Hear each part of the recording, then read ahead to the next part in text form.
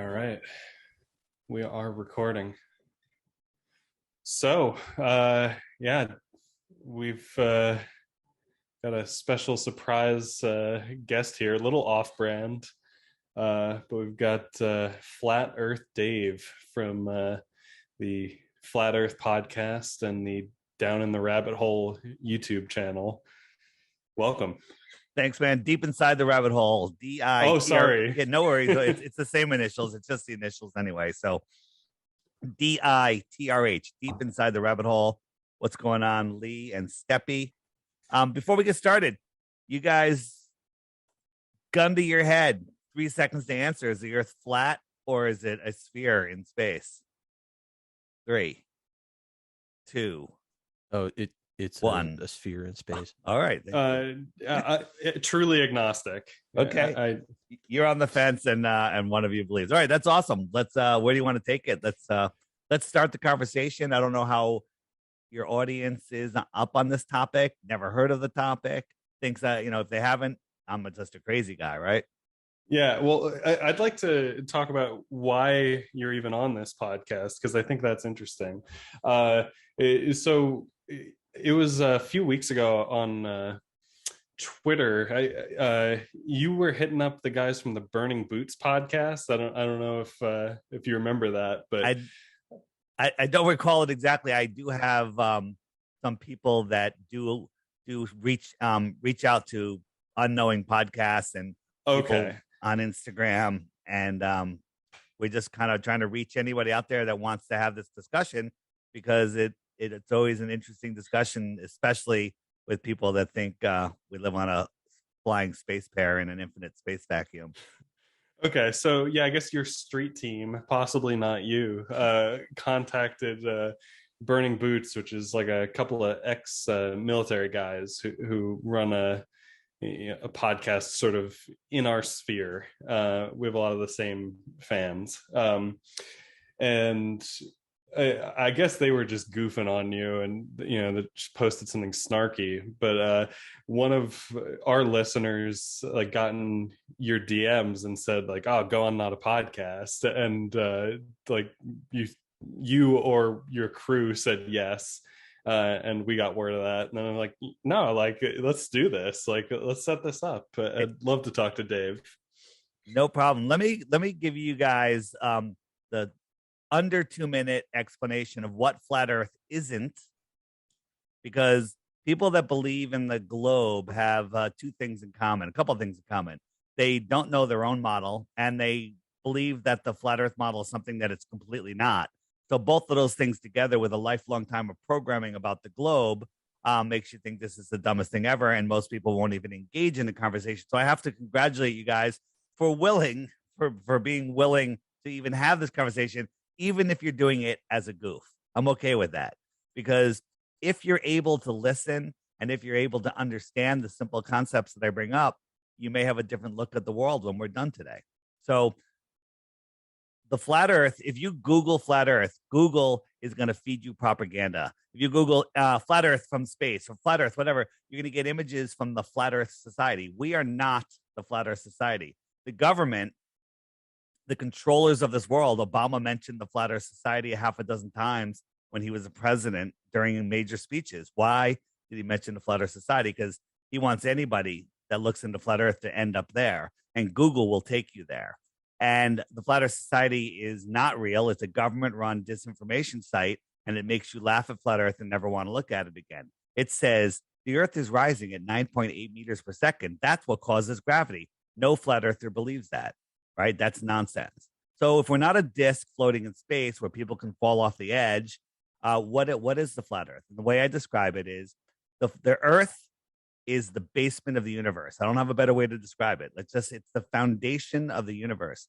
And everything that we see in the sky, get all those Disney and NASA beliefs out of your head. Disney and NASA are the same thing, of planets and burning balls and stars and comets. Just ignore all of that. All you see is lights in the sky. You don't know how big they are. You don't know how far they are. And you don't know what they are. That's on. Nobody can tell you any different, because nobody really knows. So large bodies of water at rest, anything bigger than a bucket of water at rest, the water lays flat. The Earth is, they tell us, is 70% water. I think it's more, actually. And there is no curvature to that water. So water needs a container. If I had a bucket of water and I got rid of the bucket, the water is going to go away. Bathtub, same thing. Got rid of the bathtub, it's going to go away. A pond, get rid of the edge of the pond, the water is going to flow to the lower spot, right? Large bodies of water need a container. Well, think of all of the world's oceans as a giant pond or a lake. And the shoreline of that lake, the land that surrounds it, is the highest land on Earth. It would have to be, because if it was lower than the surface of the water would flow out and go to the next, ultimately seeking the base level, the next base level. So that highest land is Antarctica. Antarctica is not a continent on the bottom of a spinning ball in an impossible space vacuum. It is the land that surrounds, the world pond. If you look it up, science will tell you some truths. They do tell you Antarctica is the highest land on Earth. I always found that odd. Why is Antarctica, that little continent at the bottom of a ball, the highest land on Earth? Maybe that's why the ball's upside down, from our northern point of view. That was just a silly thought that I always wondered. So Antarctica is the shoreline of a world. You've heard of the ice wall. It's not a wall like the Game of Thrones. That's also to throw you off. Game of Thrones is to make you think about the ice wall and the edge of the Earth. That's not what it is. It's the shoreline. And when you get to Antarctica, which is off limits to independent exploration, there is a 200-foot, high plateau that looks like an ice wall. So we'll start with that. So that's what flat Earth is, and we can take it anywhere you want from here. Well, I love Disney and NASA being the same thing. That's a beautiful statement. But I find it's funny. I thought the whole, when you tell, like, you say, like, oh, the Earth is a sphere, and then you get that guy who's like, well, actually, it's an oblate spheroid, and it's wider at the center. You're speaking of the high priest of scientism, Neil deGrasse Tyson, the failed actor. Oh, there you go. Yeah, my Pope. Yeah. So, but that claim doesn't seem to simultaneously jive with the claim that Antarctica would be the highest land on Earth, right? Because, like, if it's the highest land on Earth and also the Earth is an oblate spheroid that's wider at the center. Well, they're now saying it's wider below the equator, like a pear, right? But Neil also says that because of the centrifugal force of the spin of the Earth, the water bulges at the equator 14 miles high. 14 miles high. And he goes, well, from space, 14 miles is nothing. It's like, you wouldn't even notice it. It would be as smooth as a cue ball, right? You wouldn't even notice it. And but 14 miles high, think about this. An airplane flies an average of about 5 miles high. So if I'm flying from North America to South America, at what point do I triple my altitude to skim over a hump of water that would be right underneath the plane if I was triple my cruising altitude? And the answer is never, because the Earth isn't a sphere. There is no curvature, and we're flying straight and level. Airplanes fly straight and level over the Earth plane. So Lee here is a firearms expert. Could you get into some of the sort of firearm-related stuff? Yeah. So you're going to talk about the Coriolis effect.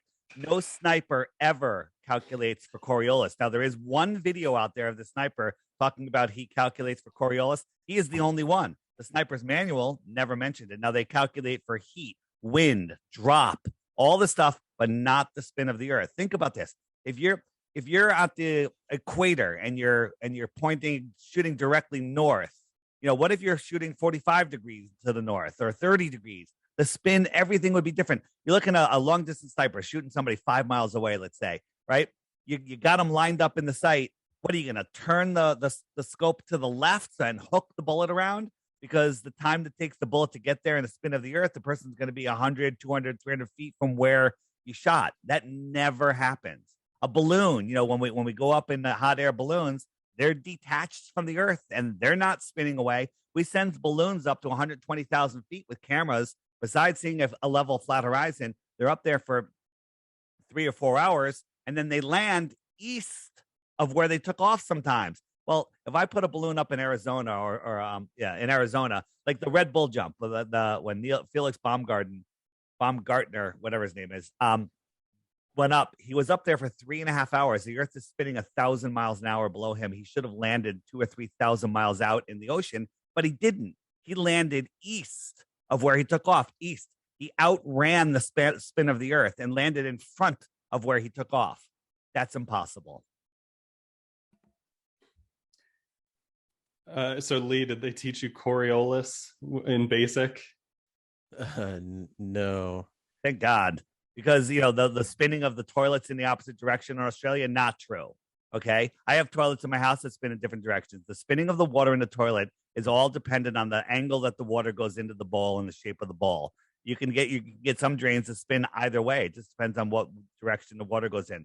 There is no Coriolis effect. Now, there is storms, like tropical storm systems outside of the tropics, below the Tropic of Capricorn or above the Tropic of Cancer, spin in opposite directions. Now, this is due to an electromagnetic flow of the sun and the moon circling around the face of the Earth. And sometimes, depending on where the sun and the moon are, when there is a storm coming up towards the tropics, they will cross the equator and still spin in the wrong direction. So that happens more times than you realize, but they just don't ever tell you that on the news or anything. Spinning in the opposite direction completely negates the ridiculous idea of a Coriolis effect.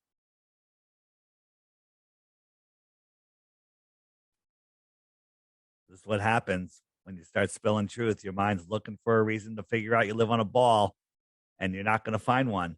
Like, look, I'm going to ask you guys at the end of this, why do you think the Earth is a globe? And I just want one reason. Now, you should try to come up with as many during this conversation as we can, and I will address them. And again, don't believe anything I say. Go verify this yourself, and I'll tell you how you guys can find this information and verify it yourself. No, I've never really, just to be honest, I'm not coming from this from like a pro or anti. No, I'm with you. Listen, because this is just something I've never really looked into. So that is what I totally respect. That, no problem, because they've brainwashed us before we could even talk that the Earth is a globe. Your parents probably had NASA sheets on your bed. You probably had a mobile of the solar system flying over your crib. Then they parked you in front of Sesame Street. There's astronauts on there. Disney. It's all ball programming. Then you go to school. There's a globe in the front of the class, and the first thing they teach you is about the orbits of the sun and the moon and the stars. They don't even teach about the stars, because the stars prove the Earth is flat and stationary. But this is all a lifelong programming. And then movies, there's globes in every television show, every movie. Universal Pictures had a spinning globe long before NASA ever put a rocket up to see what the hell the globe looked like, right? And then 30 years later, when NASA puts the first rocket up, it looks just like the fucking Universal spinning globe. It's like, give me a break. It's all predictive programming. And here's the thing. Most people, when you first hear about flat Earth, you laugh at it and you don't even want to look at it because of this programming. And then people come on and they're like, oh, the Earth is a globe and you're a fool. And then 10 minutes into the podcast, they're like, you know what? I've never really looked into that. Like they're defending the globe and they don't even know about the globe. I'm going to ask you 3 questions. All right. And just before, don't feel nervous, because I got them all wrong when I was you. All right. How fast is the Earth spinning? Lee, do you have a guess? No, I'm not. 1,000 miles an hour at the equator. And I say 1,000 miles an hour at the equator because it's spinning slower the farther north or the farther south you go if we live on a globe. Okay. Because if you're a mile from the North Pole, in 24 hours, you're going 6.28 miles, because you made a circle around the globe. But if you're at the equator, you're going the full 24,900 miles around. So in the same amount of time, your angular speed is the same, but your miles per hour is different. So 1,000 miles an hour at the equator, like 300, 400 miles an hour in Alaska, and in variations all between.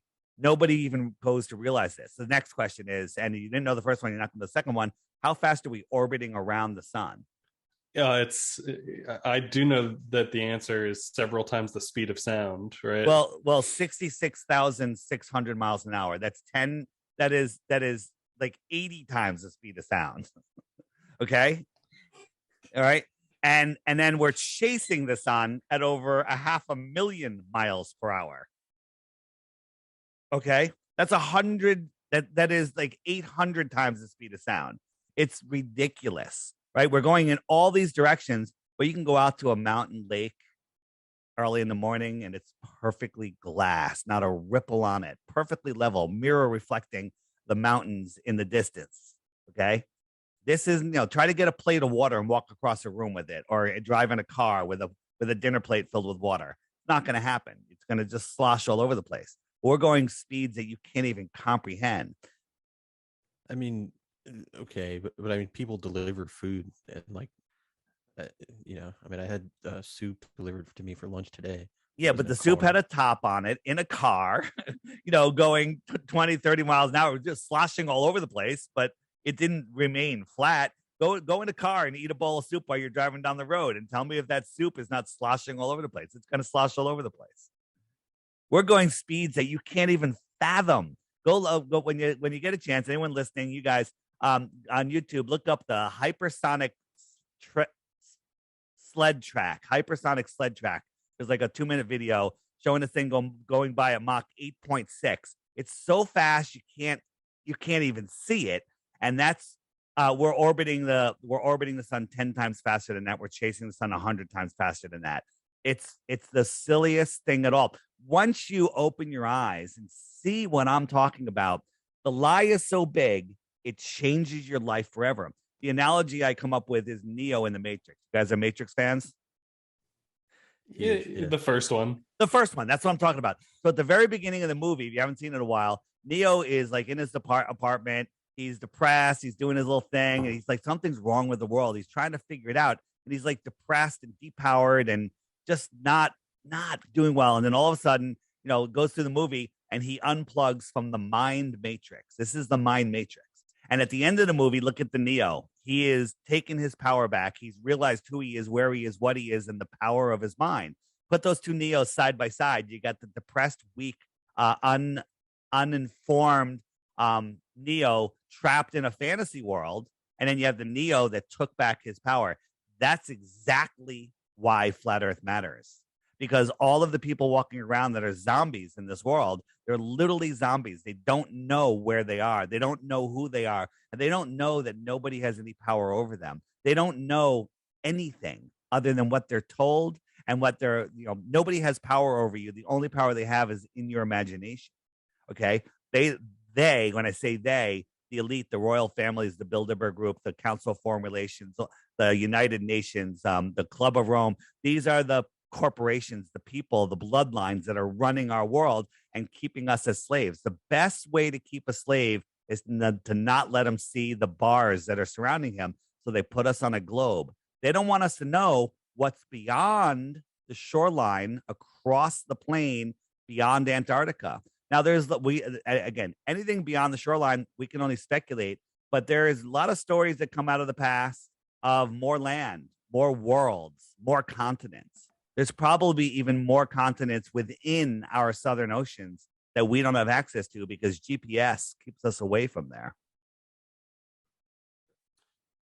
So going back to the soup in the car, right? Yeah. Isn't the objection not the speed but the acceleration as far as the soup sloshing? Because if I'm driving the car on like a perfectly engineered German highway that's like all bermed and I don't feel the car turning and I stay at cruise control, the soup will be pretty much stable. So let's go with that. The problem with that is once you start turning, even though you maintain the exact speed, turning is equivalent. That force is equivalent to acceleration. Well, we're not going in a straight line according to the heliocentric model. We're corkscrewing through space. We're speeding up and we're slowing down. We're spinning. The spinning at 1,000 miles an hour, dropping. The drop as we're going around is ridiculous. Then we're orbiting the sun and we speed up and slow down, and we're chasing the sun again in another circular path. We're spinning in 3 different directions at once. But then you go out in nature. Nature is not telling you that. They tell us the sun goes around the earth in one direction, the earth goes around the sun in the other direction, and the stars are just so far away they don't move. and we're just spinning. But if you go out and watch the sun, moon, and stars, they all rise in the east and set in the west, no matter where you are on Earth. You can be in Antarctica, South America, North Pole, Alaska, anywhere. The stars rise in the east, set in the west. That's because the sun, moon, and stars are spinning above us. They are the sky is a giant clock. The sun is the hour hand. It goes around once a day. Wherever the sun is over the earth, that's where it's noon. The moon, its phases and its position keep track of the weeks and the months. There used to be 13 months of 28 days. Okay. But they hijacked our calendar and they Wait a minute. Noon is a static position on a clock face. No. Noon. So when the sun is directly over me here in Connecticut, it's noon. You guys in New Jersey, it's noon. But 3 hours later, the sun's going to be over California. It's noon in California, but it's 6 p.m. here because the sun has moved away and it looks like it's lower in the sky simply due to perspective. Okay. And then the sun's light, the sun is small and close and you can't see it forever. The throw of the sun's light can't push through the atmosphere, especially when it's down, when it looks like it's really low. And then it goes due to perspective. And it's not something easy to explain on a podcast, but I'll tell you where you can go see all these videos and do these experiments yourself. Don't believe what you see online. Look at it and go, wow, that person really documented that well. Let me go verify it myself.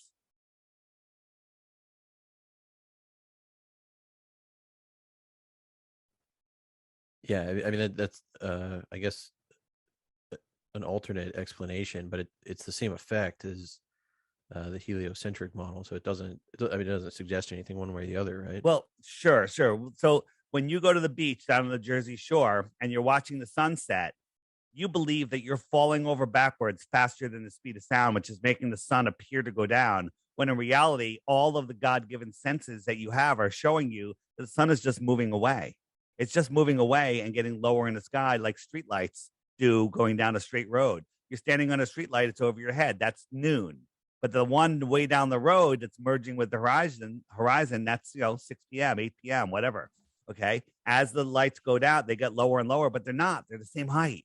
It's the same thing in the sky. And because the sun is a celestial object, there's layers of atmosphere in between, and those all compress into the horizon, and then the sun just goes beyond them and you can't see it. Like if we were sitting in a field and there was a fence, a 5-foot high fence, and somebody's on the other side of the fence, 6-foot tall person, we see their head, and then they start walking away. We're sitting down lower than the top of the fence, but because the fence is 20, 30 yards away, the top of the fence looks like it's at our eye level, but it's really 4 feet over our head, 3 or 4 feet over our head. And as that person walks away, their head's going to disappear from the bottom up behind that fence. That's called perspective. And their head is a celestial object. The fence is something in between terrestrial and celestial. And that's how we get these horizons. Now, there's a million videos that demonstrate exactly what I'm saying. And then you can see it, you can visualize it. But here's the thing. Belief is the enemy of knowing. Belief is easy. You guys believe I live in Connecticut because I told you. And I sound pretty trustworthy, even though I'm a crazy flat earther, but you believe it. But if you wanted to verify it, it's going to take you time and effort, right? Belief is easy. You can believe anything you're told, and then you can go smoke a joint, take a nap, do whatever, go watch a movie. That you don't have to do anything. But knowing takes time, effort, and brain power. So if you want to know what the earth is, you got to do the work and you got to go look. And I make it really easy for you. I created an app called the Flat Earth, Sun, Moon, and Zodiac Clock app, and it bypasses all of the censorship that you're going to get online. If you go Google Flat Earth in YouTube, might as well not even research it. You're going to get all nonsense. You're going to get fed Professor Dave, who's not a professor. He's just a paid actor with a well-scripted, snarky video. You're going to get Simon Dan, another paid actor. You're going to get Neil deGrasse Tyson. You're going to get National Geographic lying, and we've caught them lying. All of these videos that they're going to hand feed you are in the app, and we dissect them piece by piece, showing you how stupid they think you are. Okay? Because when you go like, oh, wow, National Geographic showed the helicopter going behind the curve, but it's clearly edited footage, and we show it. We show exactly what they do. Why would they lie if the earth was a ball and they could just show us, but they can't because it's not? So who wins in this equation? Well, here's the thing. Who wins? That's a great question, by the way. The elite, these people, and I call them people very liberally, these monsters, these Satanists that are running the world, they don't care about you. You are cattle to them, right? They win if you're lost in space, spinning out of control, and don't take your power back. If you stay plugged into the matrix, so to speak, they control you, they own you, and they will keep harvesting your energy, just like the matrix. They're literally harvesting your energy to run this world. It's just, this world is not what you think it is, right? And they're literally like vampires sucking your energy. So if you're lost in space, you don't know who you are, you're spinning out of control, and you're just willing to go to your slave job for the rest of your life and, drink beers and watch sports, because sports, they know they have to give us our bread and circus, because we need a victory. We need to feel like we're victorious. But if our team wins, hey, we won, we've got victory. So now that's released out of your system. And then you go home, you watch Netflix, all propaganda. The owner of Netflix was like Ed Bernays, is related to Ed Bernays, the king of propaganda. All of this stuff is to control you and to not let you figure out who you are, where you are, what you are. They don't want you unplugging, because the large number of flat earthers that there are now, all of them see through the nonsense. Once you see through flat earth, you start seeing through all of the other lies that they teach, that they spew upon us. Almost everything you see on the news, except some local news stuff, is all fake. It's all contrived nonsense. All of the wars that we've had are bankers' wars. They're all done on purpose. They're done for purposes of depopulation and division. They're all here to control us. I mean, if you look at the population numbers of the world, our entire history makes zero sense. There should be trillions of people here, but there's not. They reset us every 100 years. In 1920, there was the Spanish flu. Everybody was wearing shame muzzles on their face and getting stuff stuck in their arm, and everybody died. In 1820, there was cholera. 1720, there was the bubonic plague. Every 100 years, they do a thing called the Great Reset. Is sports entertainment, like things like this, is the fact of the ball round some type of cryptic nod, like a subliminal message to drive that point home? You mean the balls in sports, like baseball, soccer balls? Like a baseball or That's basketball. Funny. You know what? Maybe balls are just fun to play with. Everybody loves those spheres. Spheres are fun for some reason. I mean, is this Frisbee, come to think of it, is a particularly marginalized sport. I see a lot of people playing Frisbee with a disc. You know what? Interesting concept. TV. Interesting concept. I haven't really given that much thought, but most large sports are mostly controlled and fixed. Now, you can't fix every football game. You can't fix everything, but most of them are fixed. And they have the mode of playing is usually heliocentric. I mean, a golf ball. That a hockey puck though is flat, and that's a sport played only beyond the ice wall. So that's very interesting. You know what?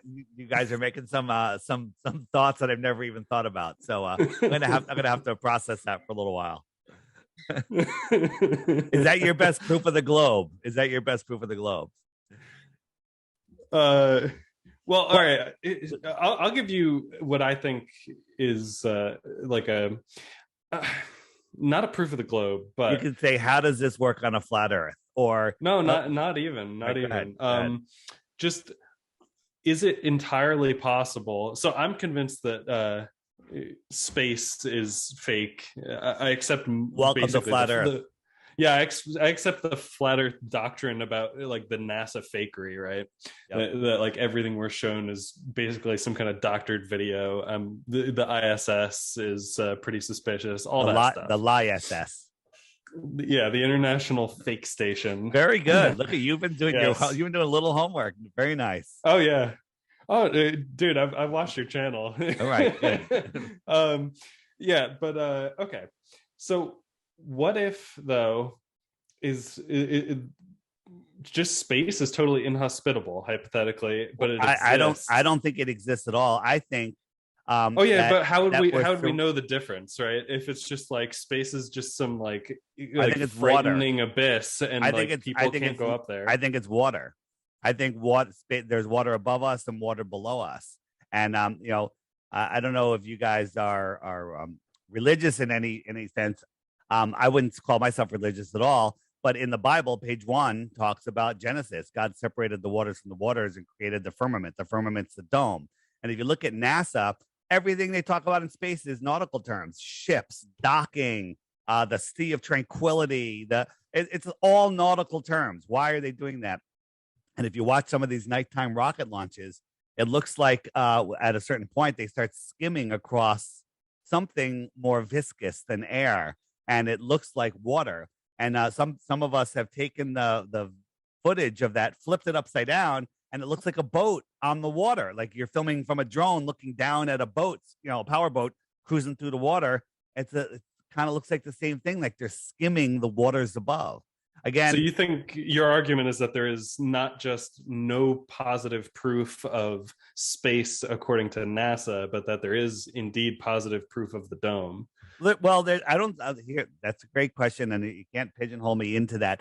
I personally think there is some sort of physical dome up there, not because it biblically says so, and every ancient religion talks about a dome, but it makes more sense to me. Now, is it energetic? Is it there's a rocket that an amateur rocket that went straight up, unlike all of NASA and SpaceX and all the other fake agencies where they go up and they curve over and crash into the ocean. This thing went straight up 73 miles, and all of a sudden it hit something. It was spinning really fast. We had an uninterrupted view looking down and looking sideways. Unlike NASA, if you watch any SpaceX or NASA launch, there's 6 to 10 cuts within the first 10 seconds. Okay, cut, angle, different camera, right? It's all just Hollywood nonsense. But this one, it's spinning, and all of a sudden it went kerplunk. It made like a noise, like a rock going into a pond, right? But it wasn't something solid, and I don't think it was as thick as water. It went into something more viscous, more, maybe some sort of plasma. And we had a unconfirmed whistleblower from NASA who disappeared when we started, talking about his stuff. And he says, he explains how it gets thicker and thicker until it becomes solid. And that's the firmament. And that even though NASA has the ability to go up there and investigate what it is, they're forbidden to. And that's as far as we got. Interesting. And how did this whistleblower come to your attention, or the attention of the flat Earth community? He reached out to me and said he had some information, and we were talking about the ISS and what it could be, and he explained that it's an old B-52 or it was an old World War II bomber plane that was modified, and the way it was modified, parts of the wings were made out of transparent materials, and then the whole bottom of the plane in a certain configuration was rigged with an LED light screen, and that's how when you see the ISS go by, I don't know if you ever tracked the ISS. I have. It goes by and it's supposedly going 17,500 miles an hour, but it doesn't make any sense because you wouldn't be able to see it with your naked eye. What do I mean by that? So I see it, and I see it show up on the horizon. It's the brightest thing in the sky, brighter than any planet, brighter than any star. It looks like a little piece of the sun, and it moves across my sky from horizon to horizon within 5 to 8 minutes, okay? Well, 5 to 8 minutes. 8 minutes, it should be over California already, okay? And it's not. I'm here in Connecticut, and people in California don't get to see it when I get to see it. So that doesn't make any sense there. The other problem is, the ISS is about the same size as a 747, according to what they tell us. So if you go look at a 747 flying over your head at cruising altitude, which is like 5 to 7 miles high, it's a tiny little speck that you can barely see. You can't see the engines on it. You can just see, okay, that's a little plane, yeah, and it's a 747 flying over your head.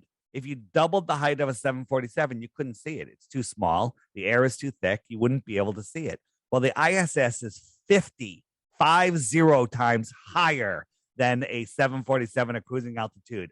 That is scientifically provably impossible to see. The angular resolution limits of your eyes forbid you to see that, but I can see it with my naked eye. It's way too big. It's way too bright. And if it was reflecting sunlight, how is it reflecting the light into my eyes at the same time as it reflecting it to your eyes in New Jersey? If it was reflecting sun, it would only reflect like a mirror would reflect only to one spot. And we see an uninterrupted bright light. So it is just fake radiation. There's 5 of them. I think he said 2 of them are in Alaska. There's another one in another country. I forget exactly where they were, and they take turns. And if you watch the tracking of the ISS where you can see it, there's certain times where you can see it, and then all of a sudden it's not there anymore, and then no one can see it for a couple of hours where it shows up across the globe somewhere else. And that's just because they're switching planes or refueling or whatever the hell they're doing. It's all nonsense. It's scientifically provable nonsense. So why do they let you talk about this stuff? I mean, I have to believe that you're being suppressed in some capacity, right? Well, I'm being shadow banned. That's why I go on everyone else's show, because if I put stuff on my channel, only my subs will get to see it, and then no one else can see it. Like one of the top videos out there is called "A Stranger's Guide to Flat Earth: 21 Questions." That's a pretty unique name. It has millions of views, although they've sequestered the views. But if you go into YouTube and search "A Stranger's Guide to Flat Earth: 21 Questions," it doesn't come up most of the time. Depends on, I think they've got algorithms in there like, all right, this person already knows about flat Earth. We'll let it come up. But if a random person does it, Stranger's Guide to Flat Earth: 21 Questions, it doesn't show up. It shows you get Simon Dan. You get all of these propaganda. Any search you put in there that has flat Earth in it will give you the same results. That proves what they're doing, right? They might get smarter because we've been talking about this for a while and change the algorithm so they get different results. But the fact that I could put a Stranger's Guide to Flat Earth, I could put Flat Earth Horizon, Flat Earth Boats Over the Curve on a flat Earth, I can put that and I get the same results. That shows you that they're manipulating the results. So why am I allowed to confirm it? It's all Professor Dave when I search for that. Yeah, so and Professor Dave. And then in the app, the Flat Earth, Sun, Moon, and Zodiac Clock app by Blue Water Bay, but not by anyone else. If you go to the Debunking the Debunkers, you can find these breakdowns of Professor Dave and Syop Mandan and all these guys. And it's not just going, it's fake. No, it's CGI. We're showing you what they're doing. We're explaining it to you, and you can go verify it yourself. I mean, so to be clear, because I like I said, I haven't researched this.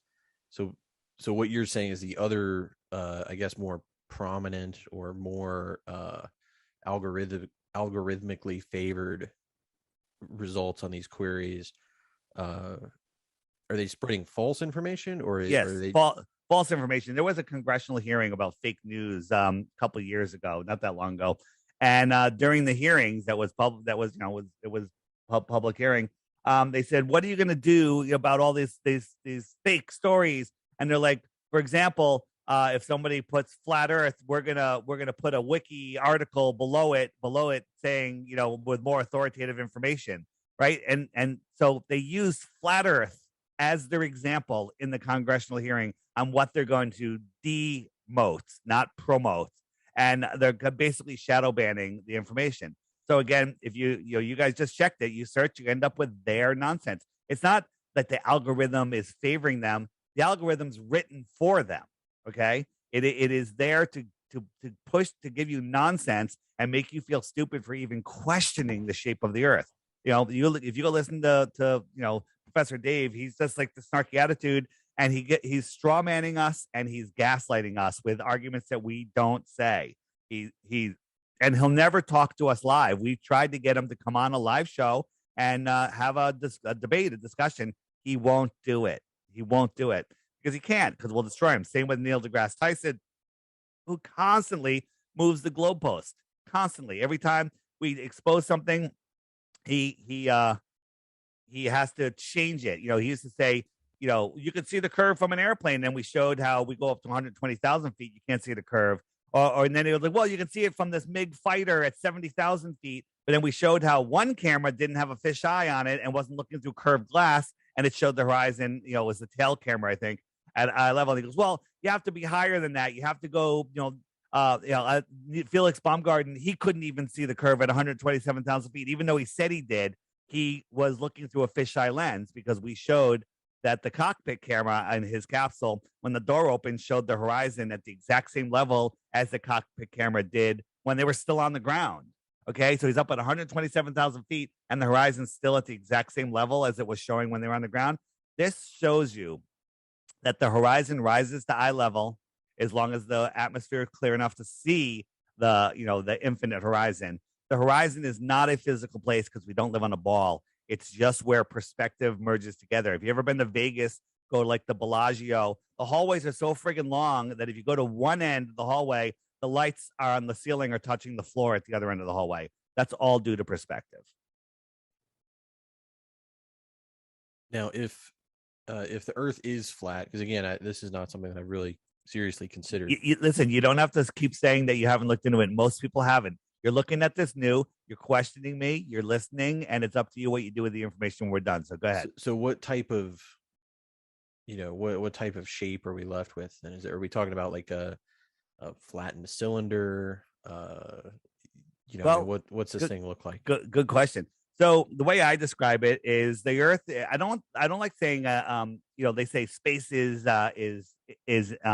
infinitely large. I don't like saying we have an infinite plane. I like saying we have an extended plane because we don't know how far it goes. So the basement, we're at the foundation of the universe. What's below us? Well, what's below the core above the earth, below the Earth? The deepest hole ever dug, flat or round, is less than 8 miles, and nobody knows what's below that. There's an impenetrable barrier that they can't get through. They tried for years and years and years in the Great Borehole in Russia, and they couldn't get any farther, right? And by the way, when they were digging that hole, they were using ground-penetrating radar to see what they're going to hit next, and guess what? It was wrong every step of the way. Every step of the way. There's no more water. They hit water. There's no more rocks. They hit rocks. Okay. And then all of a sudden they hit this barrier. They can't get through it for years. They tried drilling. They tried blowing it up. They couldn't do anything. Some crazy stories came out of that hole, by the way. And then they finally just gave up. But somehow, even though they couldn't guess what they're going through the first 8 miles, they know what the next 4,000 miles are, right? They give us these memes showing us a molten magnetic core, which again is another misnomer because you can't have a molten magnet. When you heat a magnet up, it loses its magnetism. Okay. All of the stuff they tell us is complete and total unconfirmed pseudoscience bullshit. Okay, so we're thinking the Earth is no more than 8 miles thick, for lack of a better word. No. I'm saying that's as deep as we can go. Maybe that's another firmament. Maybe there's another world below us. I couldn't tell you. Maybe that's where hell is, and that's the ceiling of hell. I don't know. I'm not even saying that there is hell. I'm saying that, if you look at Vedic cosmology and stuff, they talk about 7 different layers and less dense layers above us, maybe heavenly realms, and more dense layers below us. Okay. And if we're in the bottom of the basement, I don't think we're in the basement. I think that we are our world is, I guess there could be more below us. Now, again, there's lost cities that are buried below us. That's a whole nother rabbit hole. Okay. If you guys look into Tartaria, worldwide civilization and the mud floods, where there's buildings in every city, in New Jersey, in New York City, that are buried. They're like in the Flatiron building, I think there's like 17 floors below ground. Nobody knows about this, right? It's all hidden stuff because there was a cataclysm that happened in sometime in the 1800s, we think, where it buried most of the Earth. And then, these buildings that stuck out, they just made new doors and refitted the buildings. I mean, you look at look just in the app, the Flat Earth, Sun, Moon, and Zodiac Clock app, hit the web button and then hit Tartaria and just watch that stuff. Watch those videos and you'll be like, holy shit, everything I learned in history is a lie.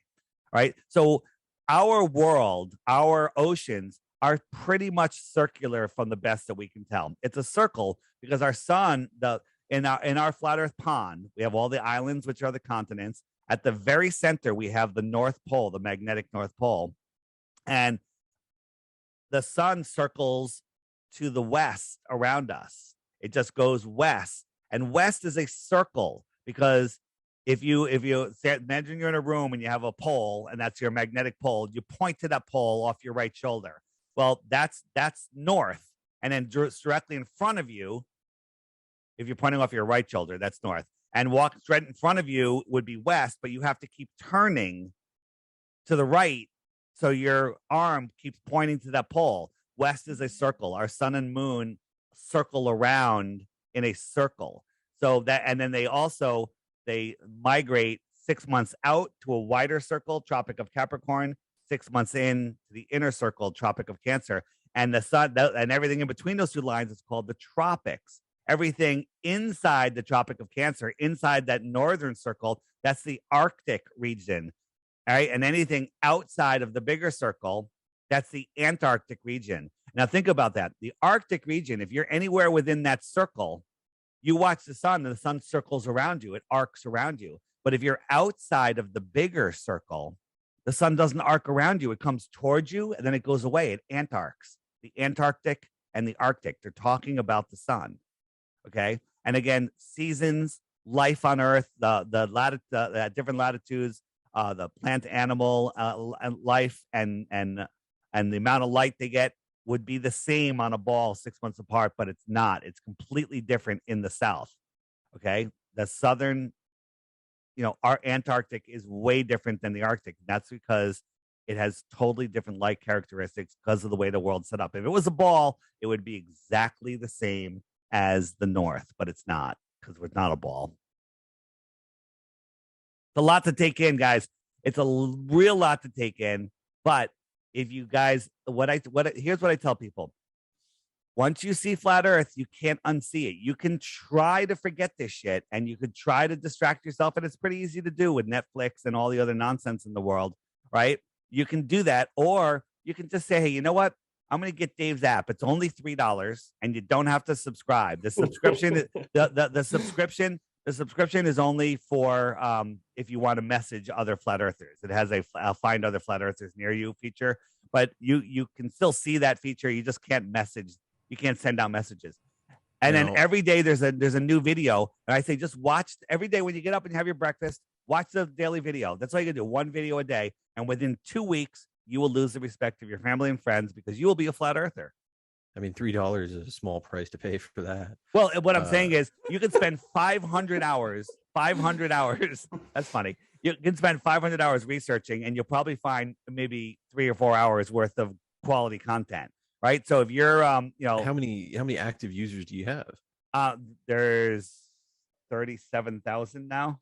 Oh, wow. So 37,000 people on the Friend Finder. There's over 150,000 people that have the app. Are you a developer? Like, did you make this app yourself? I have a developer, but I designed it and I'm the creator of the entire thing. Okay. But you can go on it and you can find other people. It is like a community. Like, are you familiar with the idea of like geocaching and stuff like that? Well, it collects the least amount of data possible. Like if you don't want to use the Friend Finder, the app absolutely collects no information on you at all. But if you want to use the Friend Finder, you have to allow location services. But I could say, but the default setting is put me within 5 miles of where I am randomly and keep moving me. My question here is, it the location services? Yeah. If not by satellite, how are these powered? Well, satellites have nothing to do with location services. GPS is ground positioning system. It's all done with the old LORAN system. LORAN, before GPS was around, is just towers that shoot out signals, and then they measure the time difference in between them where it's being received. And you look on a chart and you look at these 2 8-digit numbers and you say, oh, they're intersecting here. This is where I am. But then in the 1980s or 90s, they put a graphic overlay over it and said it was done by satellites. It was all it's still the same thing. The problem is when you go over southern oceans, when you go between California and Hawaii or over the deep Amazon, there's no GPS there. Why? Because why aren't satellites afraid to go over those areas? It's because that's not how GPS is done. It's done with ground positioning system. However, they have AWACS planes up there now, and they have balloons. NASA owns all of the helium companies in the world, and they are the largest consumer of helium themselves. They put up tens of thousands of satellites on balloons. There's over 17 different satellite balloon programs, and they can control these things electrostatically by raising and lowering them into different wind currents and keep them right where they want to keep them, and they stay up for years. But they've been crashing all over the world, and now that everybody has a high-def camera in their pocket, these images of them before they quickly get swept up are being released, and you can even find video. Just put up NASA balloon satellites, Antarctica, and you'll see they're launching these things all the time. So To say that they have nothing to do with GPS, that's changing as the technology changes. So, right. But I mean, does the app run off of the Lorenz no, system? the app runs off of Google Earth positioning, and that's all Google done. Flat Earth. Google, no, it's not Google Flat Earth. It's actually, because they won't map it onto a azimuthal equidistant map. They map it onto their Mercator map, and that's what we show it on. But that doesn't matter. It shows you where the flat earthers are around you. You can tap on a dot and message with them individually, or you can say, "Hey, I'm going to do a meetup. I'm going to send. I want everybody within 50 kilometers. It'll tell you all the dots within 50 kilometers, and you can send them a group message. Like right now, 50 kilometers for me shows like 250 people. I can send them a message. Hey, we're going to Saturday 2 p.m. Joe's Bar and Grill and Pizzeria. Come one, come all, and 123 Main Street. Bam! All these people show up, and it's amazing. And any blue dot, they're all. It's called. Where are you a blue dot? Is the phrase that's going around. Any one of those people are awake, aware, unplugged from the matrix. Awesome people. Now, is it like what's the vibe at a flat Earth meetup? Like, what kind of people? Like all kinds of people, doctors, homeless people, everything. When I say homeless people, there's people that live in their vans. There's people that are traveling from all over the country. We had an Olympian. So this is libertarian friendly then, if you have homeless people there, right? Absolutely. I don't know if there was any homeless people, but there's people from all walks of life. There's every single walk of life. Right. I was a businessman, right? I had my own company. I was doing super well, right? Making more money than I ever thought. I walked away from it all. We just had in South Carolina in October, we have a thing called Flattoberfest. And there was about 450 of us that showed up there. And it was one day was a presentations, and the second day was more of a music festival. Awesome people. I had the greatest time. We took over this giant Marriott down there. And we took over their deck area, and we just had great party and awesome people. I was down there for like 5 days. Amazing time. So is there a flat Earth personality type, would you say? Like, I imagine there's got to be certain traits, like, shamelessness, not in a bad way, but like, I mean, if a trait is somebody that has opened their eyes to the deceptions of this world, yeah, there's a trait. Somebody that has the ability to let their ego down and realize, hey, this world isn't what I was taught, and that's okay. Now that I know, life is different. Everyone that's there is an honest, amazing person. The app, there's people using the app to hire people. Like if you have a business and you need to hire some people, well, that all those blue dots around you are good people. They're messaging them like, hey, now I've got a hardware store. I'm looking for a full-time employee. I've got a restaurant. I've got this. I've got that. Bam. And people are hiring them, because when you're hiring somebody, you get all sorts of people in. The last thing is they're knowing how to do the job, because they can learn that. What kind of person are they? Are they a good person? Are they awake and aware to what's going on in the world? Well, yes, all the blue dots are. Are they honest? Well, you know what? I would say almost all flat earthers are honest. They're way more honest than people that are living on a spinning ball, flying out of control, who become very nihilistic. But when you realize the earth is flat, it's not the shape that matters. It's holy shit, this world is intelligently designed. There's a creator. Like before I discovered flat earth, I was full on atheist, I guess, if you had to label me. I never really liked to label myself. I was maybe a little spiritual, but I was like, nah, we developed from pond scum and became monkeys. Then the monkeys had a retarded baby and it was human, right? I believed all of that nonsense, which is part of the heliocentric system. But then I realized this place is intelligently designed and we're at the center of creation. This is the most awesome place we live. This is an amazing world we live in. And that's what they don't want you to know. So have you successfely caused a marriage through the Flat Earth You've been listening. social media app? You have been listening. Yes. A marriage has happened, and a couple divorces have happened. Wait, you've caused a divorce? Well, but there was I won't give any names, but in another country, there was two people. They met up on the app. They had a meetup. They started a Telegram group, and they both of them, male and a female, were in horrible relationships and they just were afraid to leave. You know, a lot of people don't get divorced until they absolutely have to. They're just like, they just deal with it because they're afraid of being alone, or, you know, they can't make it on their own. And these two met up and they're like, you know what? I'm ready. And they left and they split and they got married. That happens. I didn't cause the divorce. It helped these people find their way quicker. That's my story and I'm sticking to it. Man, talk about flat smacked. Yeah. and again, you know, people are using it as a dating app, but here's the thing. Click on a blue dot, whether it's a male or a female, go have a beer or a coffee or a lunch with the person. And immediately you have more in common with that person than you'll ever meet a random person. You know, if you're meeting random people, you don't have as much in common with them as this.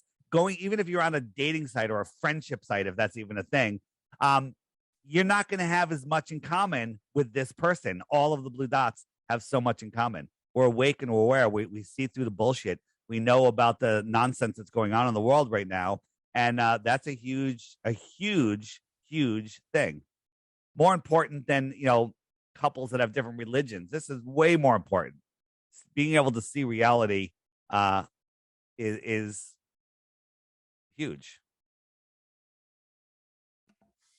Yeah, well, I'm definitely a flat earther appreciator. I think they're fun people. I thank you, because we are super fun. Are you guys aware of cryptocurrency? Yeah. Actually, we're both awesome Bitcoin guys. Good. I'm offering 3 Bitcoins for 1 proof of the globe to anybody out there. All you have to do is get the app, watch the featured, no catch, featured video every day for 2 weeks, and then come up with 1 proof of the globe. But before you send it to me, and I have to go, listen, silly, you have to hit the frequently asked questions button, because it's probably answered in there already. Like, you know, will seasons prove the earth is a globe? And I'm like, really? And then I'll send you the seasons, you know, some of the seasons videos. You'll see that and go, oh, actually, that proves the earth is flat. What about, you know, boats over the horizon? And I'll show you how if we lived on a ball 24,901 miles around, a 6-foot tall person standing at the edge of calm water should see a physical horizon no farther than 3 miles away. But you guys know that we can see much farther than 3 miles when standing at the edge of the water. Well, if it was a ball, you should not be able to see the surface of the water beyond 3 miles, but we can. And we can see it much, much, much farther. The radius of the earth, that's a line from the center of the earth to the edge of the earth, is just short of 3,000 miles, 4,000 miles, 3,958, I think. So, I mean, what would you take as proof of globe? I mean, you're talking about like $150,000. Yeah. I would take anything that proves the globe. But here's the thing. We can see distances that would require if the earth was a globe, would require a radius of over 250,000 miles when the stated radius of the earth is under 4,000 miles. Okay. It's not even close. You know, some people say, you know, some debunking sites like the curve calculator is wrong. It shouldn't be a 66-foot drop at 10 miles because each the item, you know, the 2 people 10 miles apart, they're both sharing that drop. So it's only 33 feet. Well, that's complete and total nonsense. However, we don't even need it. I'll give it to you. I can see something 6 feet high, 10 miles away that should be 33 feet below the curve, right? And it's not. It's right there, right? You can't pull the refraction nonsense on me. You can't pull the curve calculator. There is no curvature. Large bodies of water at rest lay flat. Level is level, okay? Water level, right? Sea level. Airplane. Yeah, the line of sight stuff is pretty freaky for anyone who hasn't looked into it. Like, that is probably like the biggest nagging thing about flat Earth for me.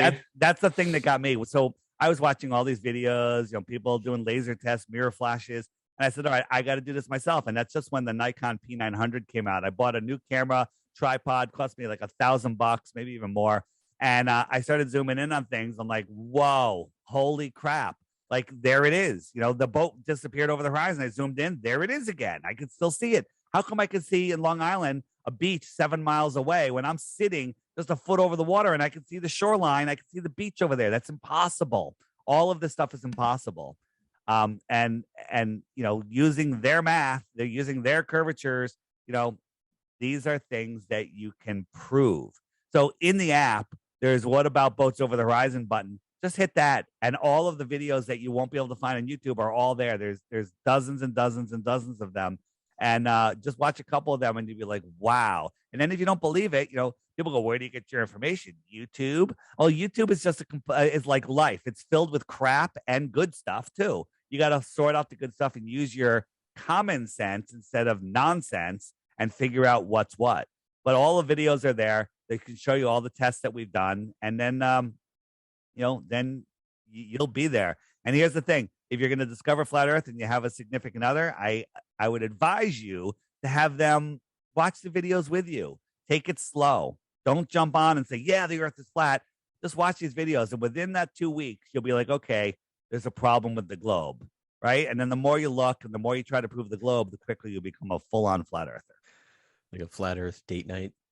Flat Earth date night. Let me tell you something. My girl and I, we're never bored. We never have nothing to talk about. We never stare at a wall. We never. There's always something to do. Even on the app, there's featured videos, full-length videos. Get rid of Netflix. Get rid of your television and start watching these videos. They're amazing. They're well done. Like if I went to a movie theater, I don't know, what does a movie cost these days? $20? I don't know. I haven't been in years. That'd be wow, that's a great movie. These movies are blockbuster quality, awesome movies. And they're all there listed in the app, and they're free. I mean, the app's $3 for life. Okay. The subscription is $11 a year or 99 cents a month. You don't have to get it. But if you want to connect with other flat earthers, then you can get it.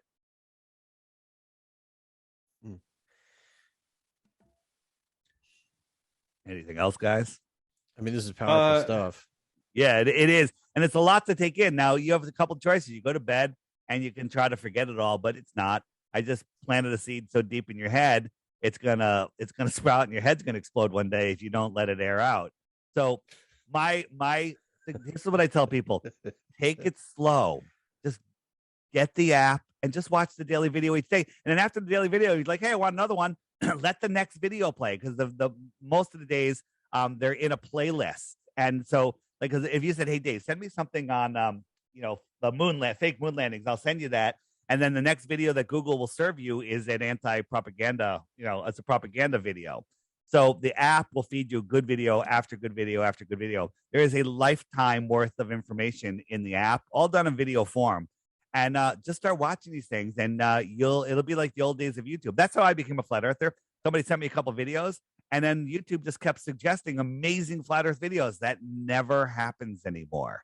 Okay. It's like, watch this, watch Eric Dubé's 200 proofs, watch ODD 21 questions, watch this, watch Mark Sargent's clues. Right. I'm like, whoa. And it just kept coming in. And I was just every day I would Google flat earth, bam, a whole bunch of new videos, taboo conspiracy, all of this stuff. And I'm like, wow. You do that now, you get nothing. You get nothing. The app was made to bypass all of this, and it's working. So, check it out. Read the reviews on the app. Besides the few trolls and haters out there, or somebody that has like the oldest smartphone, it's like, it's not working on my phone. 1 star, right? Just read all the reviews, and you'll be like, wow, it's like one of the highest rated apps in the App Store. Google Play, Flat Earth, Sun, Moon, and Zodiac Clock app by Blue Water Bay, Apple App Store, and soon to be on the Amazon store for those of you that hate Google. So I want to confirm this is you. I think this was you a couple of years ago. I'm pretty sure this is a video on your channel, very relevant to our listenership. Are you a Peloton user? Did you troll the Peloton instructor into promoting flat Earth? Was that you? Oh, no, so not Peloton. It wasn't that long ago either. It was, I have a, what the hell's the name of it? I have, it's like a Peloton. I just spaced another name. I'm looking at the bike right now, but, it's like a Peloton. So you take these online classes, and my username is Flat Earth Dave, right? And because I'm pretty healthy and I can crank out, I'm usually in the top 3 in the class. And when they yell out names, is that what you're saying? Is that what you're recalling? When they called out? Yeah. So that they call out names. I've been doing a bunch of classes, and I record them So whenever they yell my name, I take the clip, and I'm getting to the point where I'm ready to make a compilation video, follow up to that one with 50 shout outs. I cannot wait. I love when people troll the cycling instructor. I can't send messages, but they call me. They sometimes they say stuff like "Flat Earth Dave." That's interesting. You must like flat roads, or whatever. But it is pretty funny, and also everybody that's in the class. Sometimes there's 200, 300 people in a class. They get to hear Flat Earth Dave, and then if anyone Googles Flat Earth Dave, well, guess what? You're going to find some good stuff. If you Google Flat Earth Dave and then sort by upload date, bam, you get it. Or Flat Earth Dave interviews on YouTube. That's one of my YouTube channels, Flat Earth Dave interviews. And if you forget all of that, just remember flatearthdave.com, flatearthdave.com. Well, I don't think there's anyone grinding and hustling harder than you out there. the level of self-promotion is admirable. Well, you know what? Honestly, it's double-sided. The more I self-promote, the more people are going to wake up, right? I'm not saying, hey, I want you to buy this $300 course, right? Although my information is probably worth more than that. I'm saying buy this $3 app that you have for the rest of your life. Okay. It's literally nothing. And the reason I want you to have it is not because I want your $3. It's because it'll wake you up to flat Earth, and then you'll wake other people up to flat Earth. The only way we're going to survive this great reset, this tyranny that's happening right now, if people get their heads out of their asses and out of infinite space and put their feet on the ground on this flat, stationary Earth and realize that they're at the center of creation and take our power back. All of the stuff that's going on in the world right now, all of this tyranny is happening because people are letting it happen because they don't know their own power. That's why I'm doing this. That's why I quit my own company. That's why I am hustling my ass off to help people wake the fuck up. All right. Well, yeah, heck of a sales pitch. All right. Anything else? Lee? No, I'm good. It's good talking to you. All right. So I highly recommend checking out the app if you can include a link in the description so people can find it, or just flatearthdave.com. There should be a QR code right there or a link for the app. You're good to go. Sweet. Awesome. All right, guys. Thanks. See ya.